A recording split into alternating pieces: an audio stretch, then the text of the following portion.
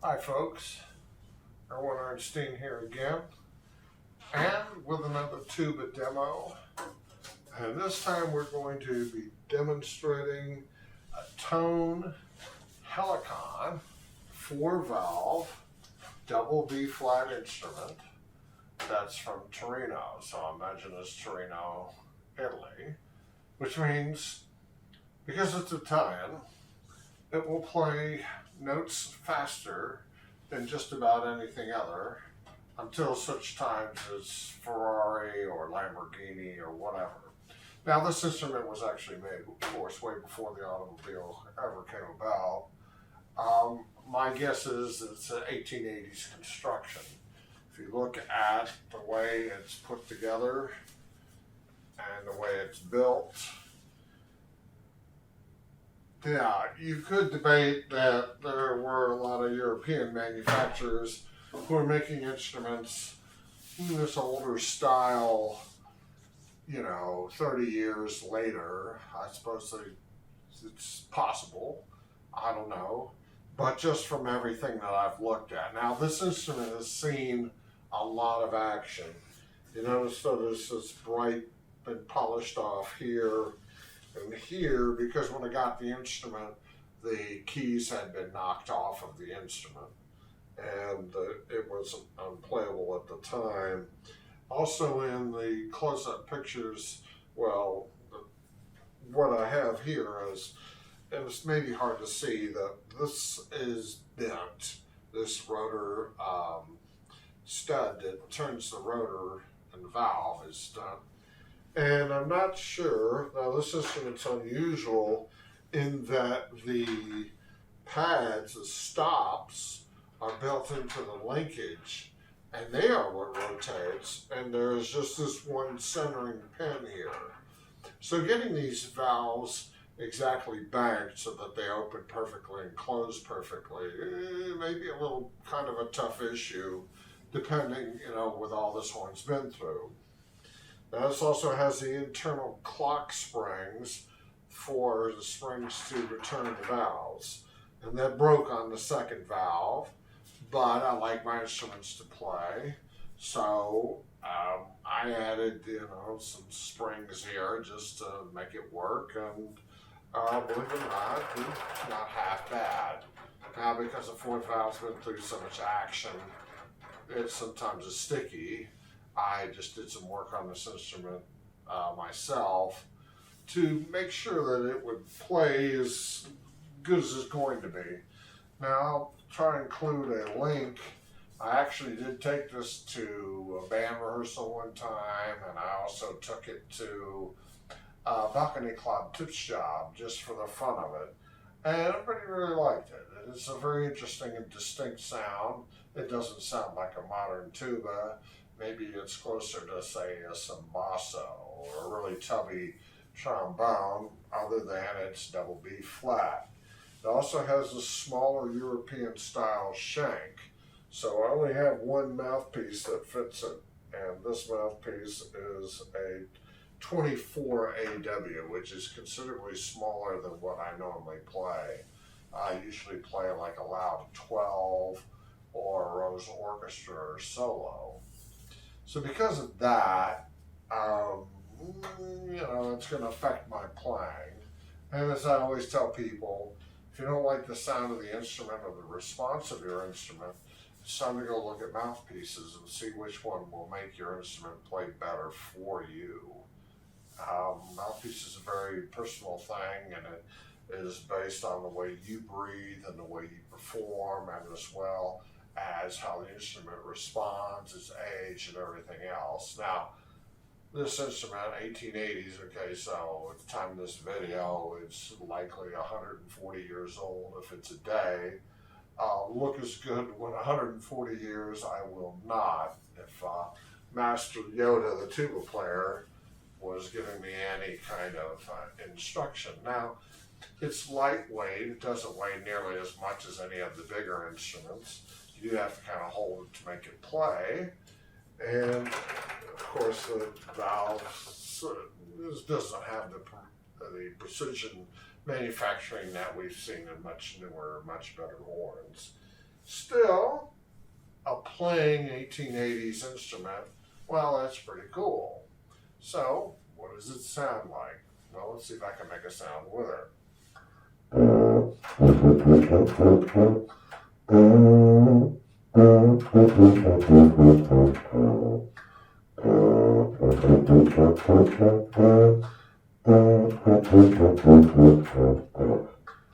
A little problem getting used to this small mouthpiece.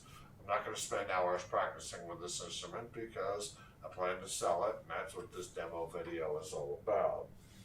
So I'll probably get listed locally, maybe listed on eBay as well. You sell horns here.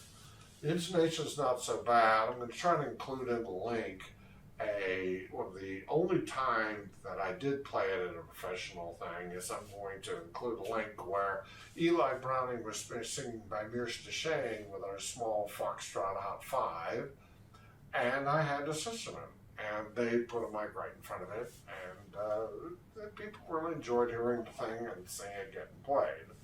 And I was playing a lot more often then too, so we'll see how that goes. But let's hear a little bit more from it.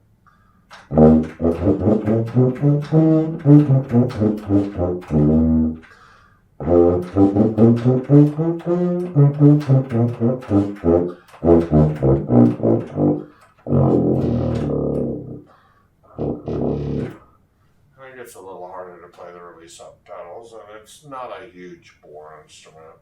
It looks like it's the bore of maybe my old topper, to be quite honest. At the same time I bought this, I'd also bought a Jinbao bass trombone contrabass, and the Jinbao contrabass trombone didn't work for me. I didn't like the instrument, didn't like the sound of it, didn't like the response of it. And honestly, this instrument got repaired at the same time, and when I compared both horns, I actually like this a lot better than the Jinbao. Anyway, a lot of people will play low notes and hold a lot of long stuff, and who wants to hear that? What does that really tell you? It tells you more about whether that player can play a low note or anything. So let's hear it in a little more musical style. We're going to first hear Avalon, which is a 1920s foxtrot type chart, and I'll be playing the melody, so it'll be more interesting. And let's see how that comes out.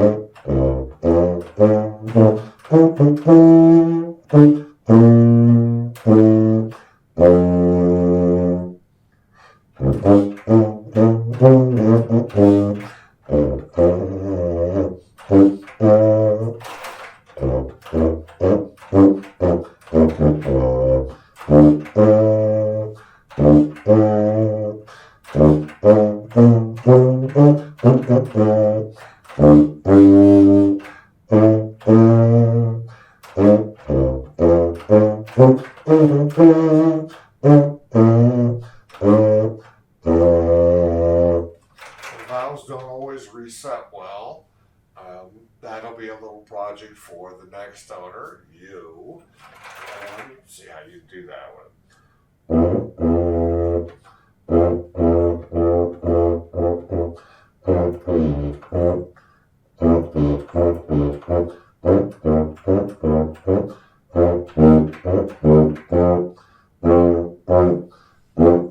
I've had trouble with the first valve. The end of the valve cap has a washer in it, and that valve cap is to push the rotor up so it doesn't slide back out of its holder, the casing, and that does seem to affect how the thing was done. Now, I did oil the rotors. I didn't take them out to oil them, but I oiled them through the pipes and all that. That might help it as well. I play a lot of vintage horns. Could be that you could use, say, ultra pure light key oil or ultra pure linkage oil. And I've used those in my 100-year-old horns before, and they've really helped seal the things up. Now this thing does, amazingly enough, have some slides to pull. You can move the tuning slide, and you can move the first valve slide. So I'm supposed to be like a symphonic player and jack with that, but I guess unless you're Academy St. Martin's in the Fields, and there were actually tuba parts available, considering how short the tuba life has been, being the baby of the orchestra, how many charts that this thing would really qualify for. So anyway, having said all that, let's try a technical study, and we'll see how well that comes out.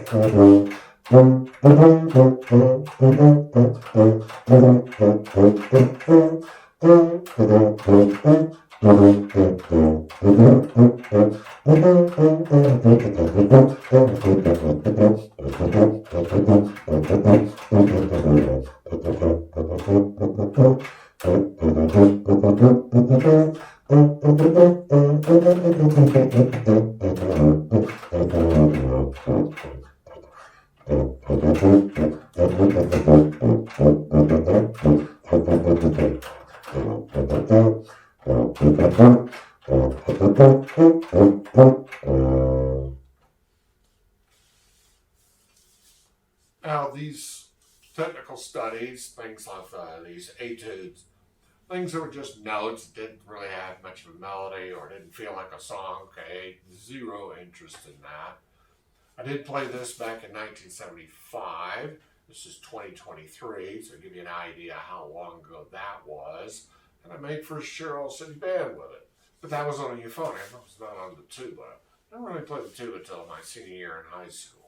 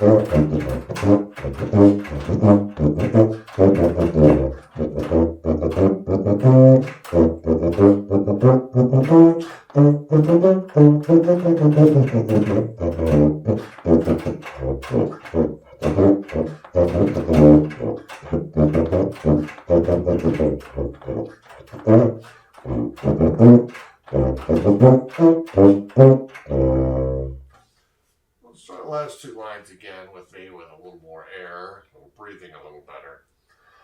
I